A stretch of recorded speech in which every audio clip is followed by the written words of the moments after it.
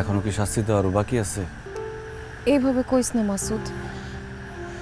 সেদিনের পর থেকে তোর জন্য খুব মায়া হইতেছিল। যাক, সারা জীবন যে মানুষটা আমার শত্রু মনে করছে, এখন আমার জন্য তার মায়া লাগতেছে, শুনতে ভালো লাগতেছে। তুই কি সত্যি সত্যি বিদেশ চলে যাবি? হ্যাঁ, ভিসা চলে আইছে, এখন তো যাইতেই হইব।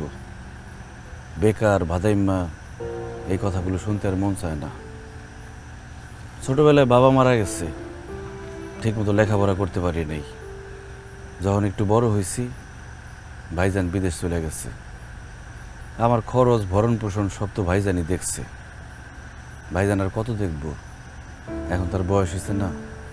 শুনছি ভাইজান একবারে দেশে চলে আইব এবার, তাই সংসারের হাল ধরনের লিগে আমারই বিদেশ যাইতে হইব। কিন্তু তুই বিদেশ চলে গেলে আমি কি করব? তোরে না দেখলে তো আমি দম আটকায় মরে যাবো। কি কস? আমারে না দেখলে তুই তো আমাকে মরে যাবি কেন?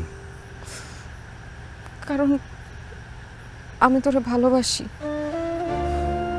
তোরে আমি পছন্দ করি। আমি তোর ঘরের বউ হয়ে থাকতে চাই, তুই বুঝোস না?